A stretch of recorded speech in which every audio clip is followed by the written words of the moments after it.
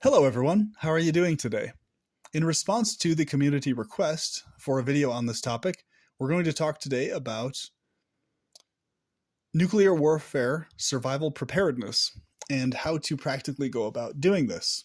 So I'm going to give a very quick summary of this topic in this video, and I'm going to tell you about the things that I personally do and have done to protect myself from this very realistic and likely threat that we experience right now in the world.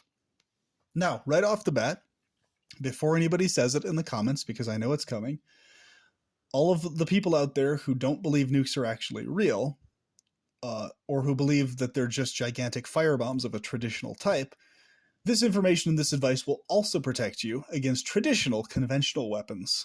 So this does not only apply to nuclear weapons only, it also applies to conventional warfare as well as chemical, biological, etc. It covers the full spectrum. So I request you not to get hung up on whether nukes exist or not, because that's not really the point of this video. The point is how to protect yourself if the things do exist or go off in your area. And this is a funny thing because within the conspiracy world, this is one of the many reasons, folks, why I shifted out of a lot of it, because people would go on these tangents and get hung up on these things. And my psychology was always like, well, I'd rather be prepared for the possibility of it than not, and I'd rather live my life as if they do exist, even if they don't, so that I'm just ready for it versus not ready for it. To me, that just makes more sense than not. To me, it's very stupid to not prepare and not live that way. Now, the first thing I want to talk about in this video, before we go into anything else, the first and most important thing of all, and the only way you're going to be successful at this survival preparedness stuff, is if you get your psychology to a place where you do this as a hobby, where you actually enjoy, genuinely, and you do it in your leisure time, the activity of prepping, as well as practicing skills, right? Survival skills, etc. You have to have a psychology where you do this for fun. You cannot have a psychology where you do this as only a panicked thing or an emergency thing or a thing you're forced to do, because you're not going to do that well. If something actually happens, if your psychology was reactive and you weren't doing it as a hobby anyway, you're going to make a lot of mistakes and it's not going to be very effective. Your planning is not going to go as planned, and you're going to probably panic when your plans fall apart, which they most likely will, which is why you have to have skills and backup plans if one falls apart. So my psychology is, I've always done this ever since I was a kid as a hobby. I've always done it as something I've just done for the enjoyment of it, and also for the practical aspects of it being logistically helpful to me if and when disaster actually strikes. But I've always had the psychology that this is just fun to me, and it's always been something I've spontaneously done anyway, which is why I have always been enthusiastic about it. But I guarantee you right now, if you're a person who hasn't already been doing this as a hobby already in your life, or hasn't at the very least considered it as a hobby or something you find kind of like an inclination towards, even if you haven't jumped on it yet, you're probably never going to do any of the things I'm recommending. You're probably not. So if your psychology is a psychology of you're only ever going to do this if you absolutely have to, you're pretty much kind of wasting your time doing a lot of it, because once again, if it's not something you're going to actually keep at regularly and be consistent with, you may as well save your money and just invest it in other stuff, honestly. The main reason being because even if you do prepare, if your psychology is you're only preparing because you were forced to, you're still going to not do that well, even if you have extra supplies or stuff sitting around, because you don't have the right psychology for all of the different variables that are going to be thrown at you when the situation actually happens. So is it good to have extra stuff on hand? Yes, but you're going to run into a hoarder situation where you lack skills and you lack psychology backing up the amount of stuff you physically have around you, right? So having a crap ton of stuff is not going to do you any good if you don't have the psychology that's going to allow you to live a fulfilled, happy life currently in the meantime, outside of disaster, in a way that's not panicked and not knee-jerk and not rushed, etc. So this is probably, I would say, the most important thing of them all. Before doing anything to do with survival skills or prepping, find out if you have the psychological type that's fit for it. And if you don't, I would say just don't even worry about it, because you're just not there psychologically. You have to get there psychologically to be able to do it and feel good about it, right? If you're not feeling good about the prepper activity and the survival stuff, then it really is a waste of time, because you're not going to be able to be consistent with it. It's kind of like forcing yourself to do something that you don't want to do, but you get the drill, right? You get the gist of it. So that being said, the first thing you want to focus on doing is scoping out your area. Number one, your house and the areas around it. Obviously, know where the basements are and know where the most central location of your entire house is, because the central most location is going to be the most protected from radiation, marginally so, comparatively speaking. Bathtubs are a good place, especially if the bathtubs are in the center of a building, because if you have a bathtub and a mattress thrown on top of it, that's going to give you a lot of protection against rubble that collapses or explodes and falls on top of you, right? So the main concern of being indoors is you're going to want to have something that's sturdy above you that's going to be able to withstand a building collapse or a roof collapse or the upper stuff falling down on top of you or the walls falling on top of you, etc. So you're going to want to take that into consideration. Okay, how do I set my area up to where I'm going to maximize my safety if and when the stuff collapses? Because you're going to want to be inside versus outside in the imminent threat of a nuclear bomb hitting. You're not going to want to be out and about, out in the open air, no matter where it is, if this is about to happen, for obvious reasons. Because the more layers of physical stuff between you and that blast, you're going to be that much better off. Of course, minus the rubble and the building itself collapsing. So scope your scene out, find things like hard countertops with little cubbies underneath them. Consider how you can use your mattresses in your bed in the situation when that happens. And scope the scene out and just have it in your brain. Okay, what am I going to do when and if? Like, if you haven't planned or prepared anything else, just contemplate in your head how you're going to go about setting up your makeshift shelter before the bomb hits, or if you hear a blast and you see a bright light or whatever, what you're going to physically start doing to lay your stuff in the right spot and everything else. Okay? So analyze your surroundings, think that way first. Now, I want you to write this down. There's two materials that I recommend having a good amount of. And number one, the material is called Reflectix. You can buy it from Home Depot or Lowe's. And it is aluminum foil surrounding bubble wrap. This material has so many uses, I can't even list them here. The two main uses in the case of a nuclear disaster are, number one, it's going to give you protection from alpha and beta radiation. And it's also going to be very lightweight and portable, and you can cut it, you can customize it, you can set it up to build any kind of little custom shelter you want. And this shelter you build is going to be fully insulated also, without the need for a fire. So this is one of the most insulated materials there are, especially if you have one layer and then an air gap and then another layer. That's especially going to be toasty. So stock up on that, get a hold of that. And when I say stock up, I mean stock up reasonably so. If you have the space for it and you can put it somewhere, do so. And we're going to talk about the logistics of stocking as well. You want to stock up in a way where it's not going to interfere with your daily life, where you're going to still be able to move around, where you don't have a hoarder situation. So stock up to a reasonable degree on these things, to a functional degree, basically the degree of the stuff you're actually going to use, right? And stock up to that amount of the thing. And so that material, I would say, is probably at the top of the list of important materials, because after a blast happens, if and when you face a nuclear winter, that is going to be a long-term survival shelter that's going to be very useful, because it's going to keep you insulated in the freezing cold, right? And it's also very good for camping and survival purposes. So you can use it outside of disasters just for keeping yourself warm also. So if you're homeless or whatever, it's the best idea for a homeless shelter as well. Once again, there's no limit to the amount of uses to this material. It's just an amazing substance. One of the most amazing man-made substances ever, in my opinion. So Reflectix, okay? And get the Reflectix brand because it's more durable than the other brands. It's more sturdy than the other ones are. The next material you want to stock up on is PVC pipes, as well as PVC pipe connectors. Okay. So if you're a plumber or already have access to that stuff, you're in good shape, because that stuff can be very useful in creating makeshift shelters that are portable, lightweight, and the PVC pipe you can actually use to make PVC pipe bows out of. And I will show that in future videos.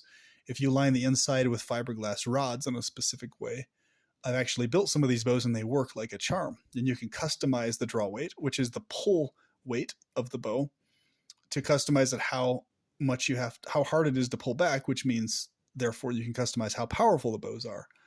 So if you think of a Katniss Aberdeen situation from Hunger Games, that's exactly what we're talking about here.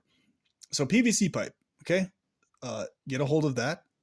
And of course, along with that, get fiberglass rods, thin fiberglass rods, basically driveway markers, okay? Because that's going to be what you can use to put inside these to make bows out of them.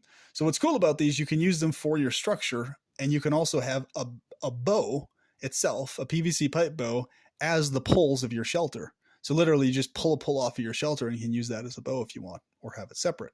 So you can have your shelter consist of PVC pipe bows.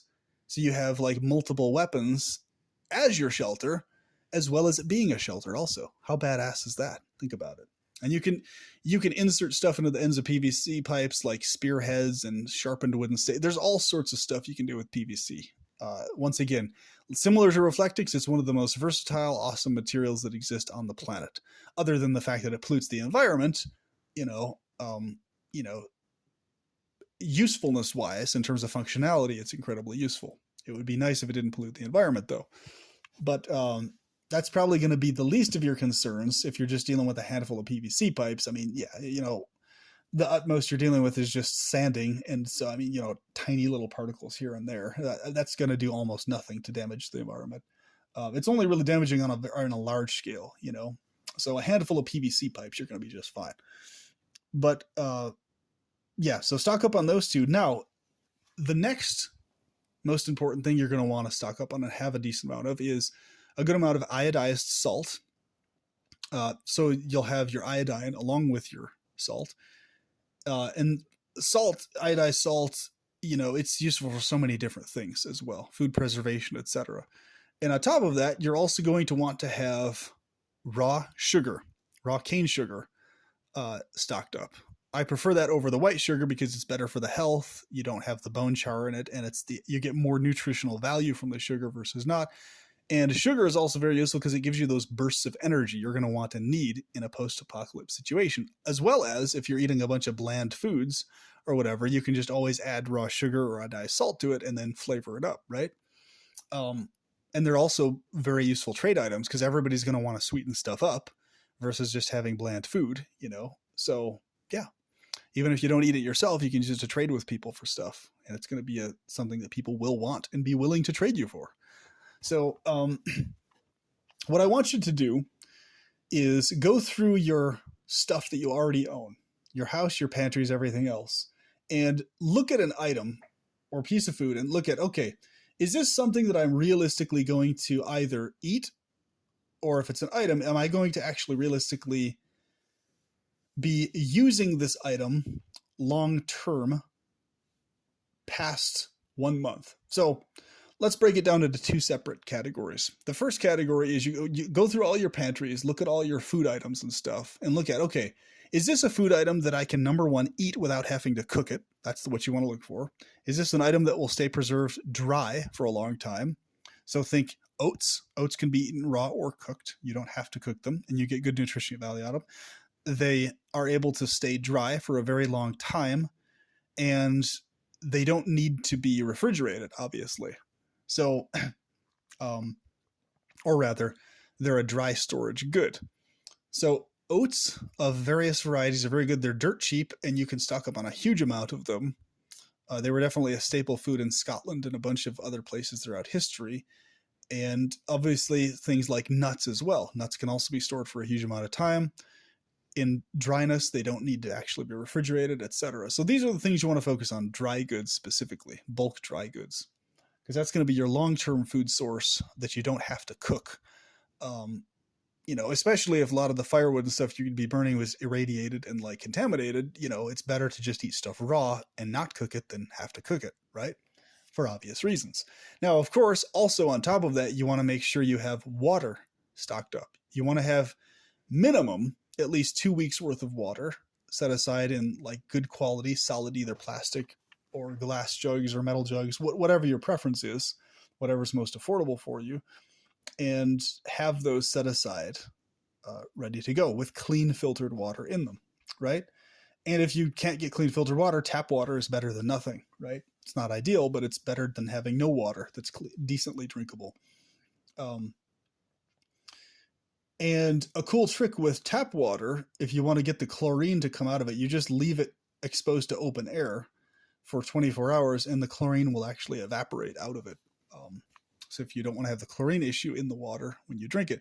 But it's actually a good idea to have the chlorine still in the water if it's containerized until you're ready to drink it, because the chlorine obviously keeps stuff from going bad and getting contaminated. That's why they put it into public water systems. So you're going to want to have that water that's specifically set aside just for drinking available to you. And as well as a little bit of extra water for just general washing and stuff. Which you use in small amounts, of course, for like cleaning your hands, stuff like that, if you need it, etc. So those are the first two things. Now, the second thing you're going to want to do is look at all of your items that you own, right? And analyze if those items that you own, are they going to be useful to you after a full solid month worth of there being no electricity and no water whatsoever. So if you look at an item, be like, okay, is this item going to continue to be useful to me when there is absolutely no electricity and no running water for a month plus? Will this item be useful in that situation? If the answer is yes, that is a good quality prepper survival item. If the answer is yes to that question, okay? If the answer to that question is no, then that's an item that's simply a luxury item that's for fun when the grid is up, okay? But it's not going to be very useful or functional after things collapse or fall apart. Now, of course, there's items that exist for entertainment purposes, which will have their uses as well, but you get the drift of it. You get the gist. You want to prioritize more items that are useful long-term for multiple functions, more so than items that are just hobby interest items that don't have like long-term use in a grid down situation, right? Or and a water down situation. So do that, and do that regularly as the thing you just, maybe like once a month, go over your stuff and look at, is this going to be something that's useful, and prioritize that way.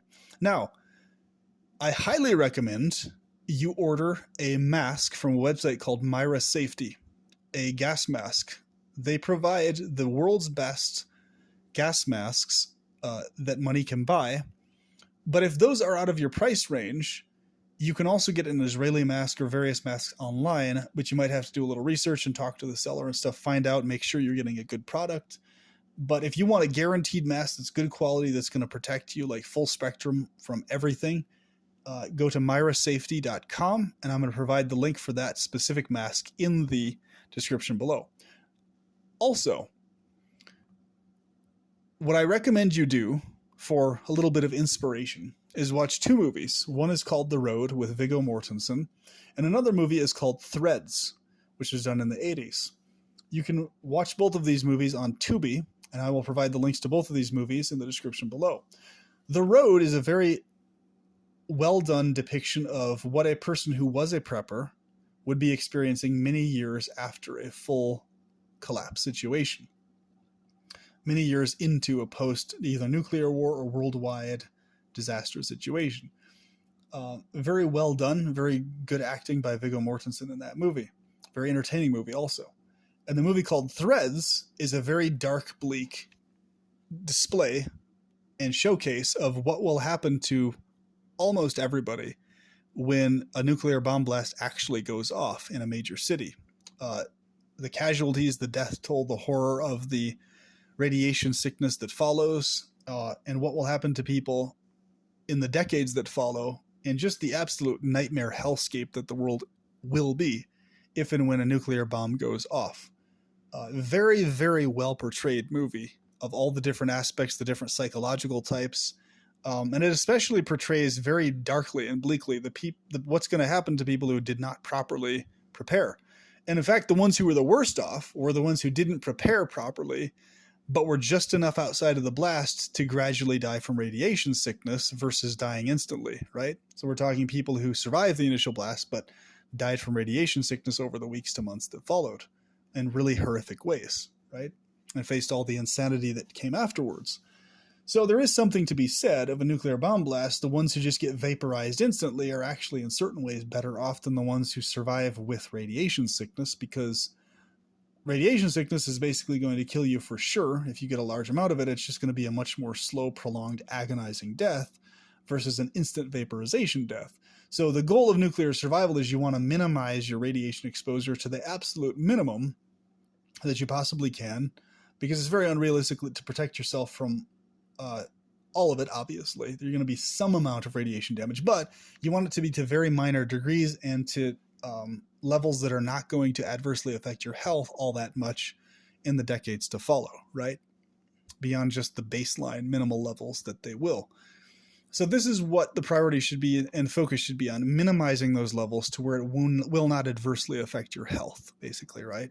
Knowing that you're probably going to get a certain amount of exposure no matter what you do anyway, unless you have one of the most high quality bomb shelters imaginable and you're deep down inside of it when it goes off. But the other factor is you can't predict when these things are going to go off or hit, so you might not even have time to get to the bomb shelter or fallout shelter you have built. And this is the other important point I'm going to cover in a lot of these videos, because it's useful and good to have those things if you have the money and can afford it. But for the majority of us who don't have the money and can't afford to have like a professionally built one like that, and who have to custom build ours in the middle of nowhere or do a makeshift one while we're in the city. That's my situation. I have to custom build them when I'm in the wild, and I have to do makeshift ones while I'm here in the city, like most people. But there's a lot you can do. And in fact, you're better off having a psychology of portable nuclear survival and protection versus having your psychology invested in, okay, I'm going to specifically go to this bomb shelter. That's what I'm going to do. Because yeah, having that as a contingency plan is a great mindset, but you need to focus more on your skills and more on your portability of your setup than having it just stationary, right? So we'll talk about this dynamic much more in later videos, because I think it's a very overlooked point in a lot of nuclear survival stuff that's discussed. There tends to be an overemphasis on stationary preparation, which is important, and we're going to talk about that a lot more, but you want to have preparations that are portable and movable, so that, once again, PVC pipe, Reflectix, and thin lead sheets that you can line on the backs of plywood. These are going to be your three go-tos for portability of shelters, okay? And of course, plywood, it goes without saying, you're going to be wanting to have a good amount of that as well. And you can get that quite easily from secondhand stores, etc. Secondhand construction stores and, secondhand home improvement stores, stuff like that. Thrift stores, construction thrift stores, etc. Those are your friend in terms of survival preparation. So this is the thing you want to be mindful of. You want to have a psychology of wherever you're at. Number one, you want to have your gas mask on you nearby so you can throw it on at a moment's notice, for obvious reasons, because what use is it going to do sitting in your apartment somewhere when you're out and about doing stuff, right? So I physically carry my gas mask around with me where I go places, so that I just have it there. I can throw on my face when something goes down, right? And so gas masks are great, because even if you deal with like a riot situation or police or mustard gas or riot gas or whatever gas gets thrown in the air, heck, even bear spray, right? Just having that thing on versus not is going to protect you from breathing in those things, And the Myra safety masks, they protect you from the full spectrum very effectively, right? Unlike other masks, which might be hit and miss depending on quality and manufacturer, etc., depending on where you get the mask from. So you're going to want to carry that gas mask around you, and you're also going to want to carry the materials that are going to help you in your survival around, or have them near you as much as you possibly can. So you're going to want to wear, as far as clothing goes, wool, and have a good amount of protection in that regards, so that you can protect yourself from obviously the cold, and you're going to have In wool, you're going to have something that you don't have to wash, and it'll basically clean itself. So if it gets wet, it'll keep you warm, and it like self-sterilizes. So wool basically keeps itself clean. It has like antibacterial properties. It's how the fibers are actually structured in the wool itself. They prevent bacterial growth, which is very interesting. So yeah, all stuff that's very useful to take note of. And basically just look at every situation everywhere you are, contemplate, okay, where's the innermost room of this building? Where is the place that I'm going to dive in or go to if and when a blast goes off? So everywhere you go, contemplate and think this way about it, okay? It's going to be a very useful situational awareness tool for you to have. And, in the course of all the preparations you have, as far as your water and food, dry goods, etc., and your supplies, your different knives, axes, other weaponry, firearms, etc. In the course of preparing this way, you're going to always have this situational awareness about you. So as far as firearms go, I recommend you get a firearm called a single barrel break action shotgun. Now, the advantage of this type of firearm is the fact that you can actually, if you get an adapter for it, not only can you shoot shot shells out of it, you can actually use it as a black powder gun. If you get 209 primers and load it with that butt in the back of the gun, which I will show you in a link below as well, you can actually load that with black powder, so you can use it as a traditional black powder weapon. Also, you can use it as a gun that can fire any other type of bullet as well. So you can put gun adapters into the barrel of also different types and actually fire any different type of bullet out of the thing that you want. So it's a one and done all-purpose gun, all-purpose weapon that you can load and reload, easy to clean, very few moving parts, literally one screw. That's it. The thing puts together and is taken apart with one screw, right? The New England Partner guns are especially good, and those are the types that I personally have and recommend. It's also your best bet for a long-term survival gun that you're going to be able to use in the middle of nowhere and just be able to remake your own bullets for, remake your own powder for, etc. So I recommend you get the bullet molds, you get familiar with how to make your own powder, specifically black powder, from natural materials, and also how to, cast your own bullets effectively with lead. So once again, lead sheets and stuff like this, having that available on you, you're going to be able to use that as scrap lead eventually to make your own bullets and balls, right? Musket balls, etc.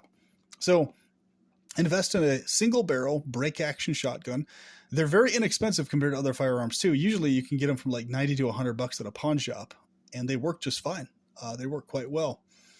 And you can get a decent amount of these if you need to distribute them amongst your friends or your family members or whatever. That's definitely the gun to go too. And surprisingly enough, you can reload them quite quick. If you get practice with them, you can actually load a different bullet up like every 4 seconds.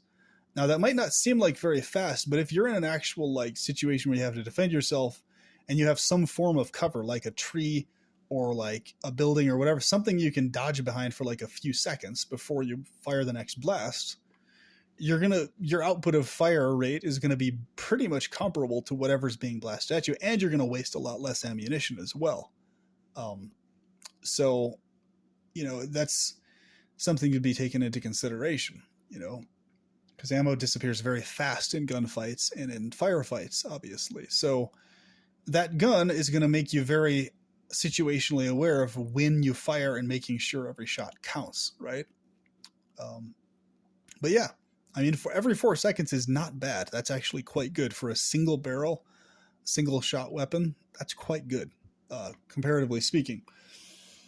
And so, yeah, it's just a great multi-purpose gun for just about everything. So there's this website that sells all these gun adapters and stuff, and I'll link that in the description below also.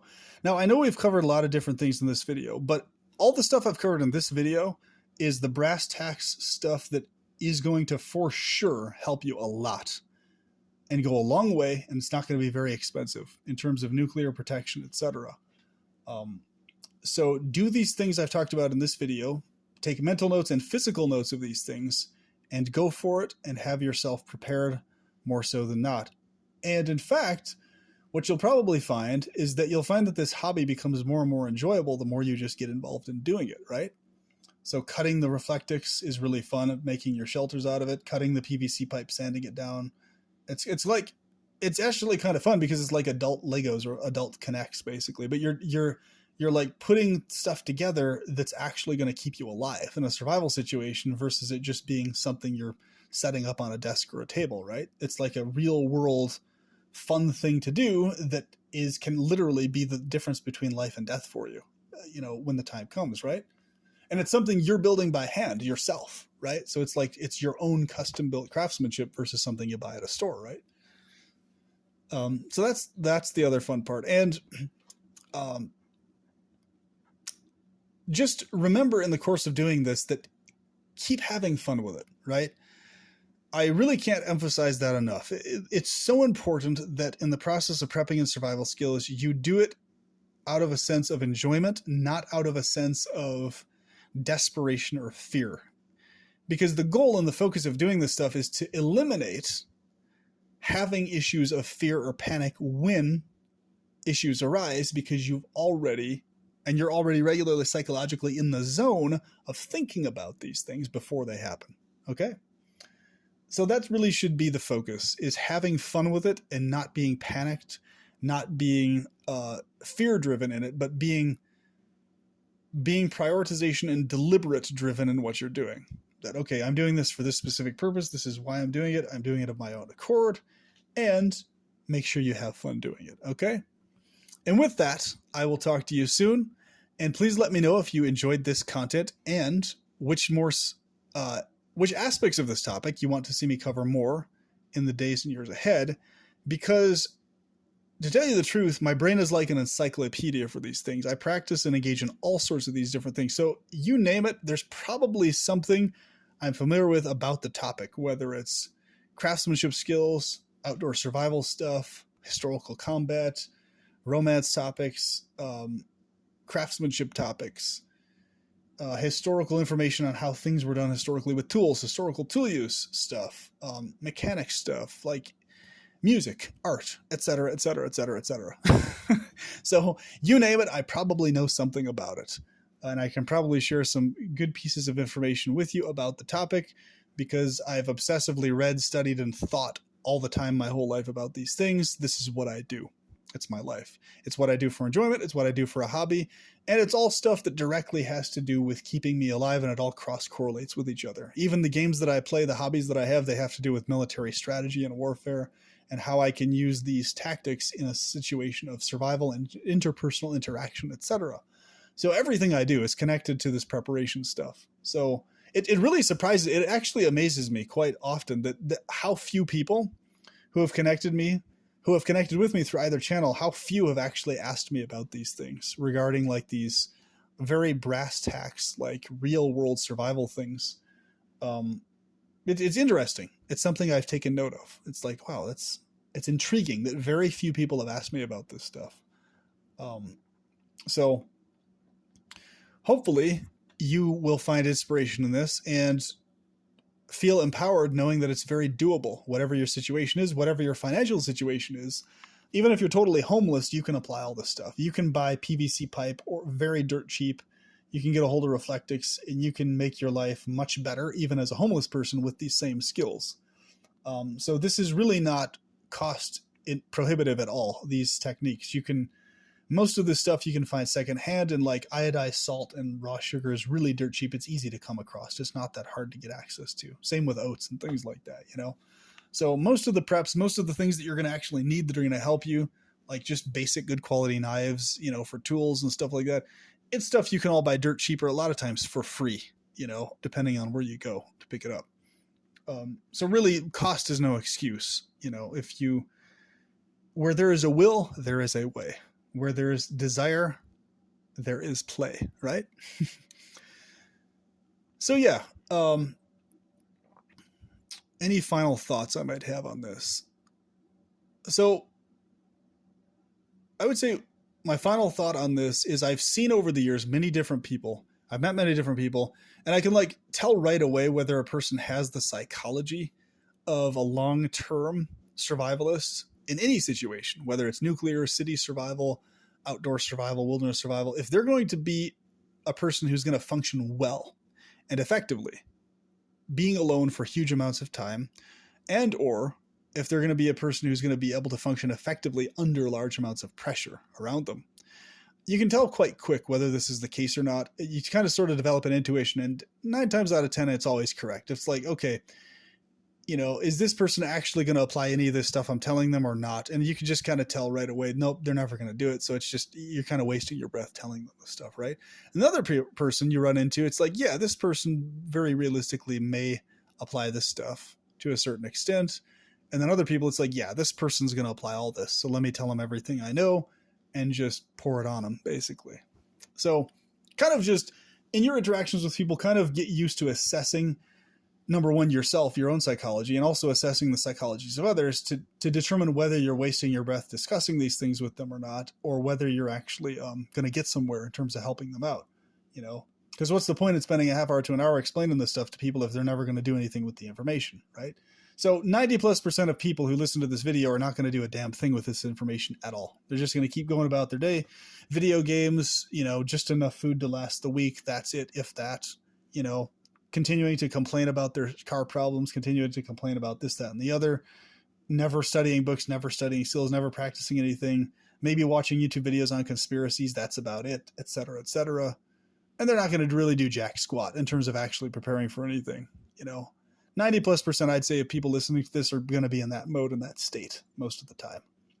So they're not going to do it anyway. But this video is pretty much for the 10% of you or less who are actually going to apply this stuff and understand the importance of it and why, and who have the psychology of treating it as a hobby or something for enjoyment versus something that you're forced to do or pushed to do or whatever, right?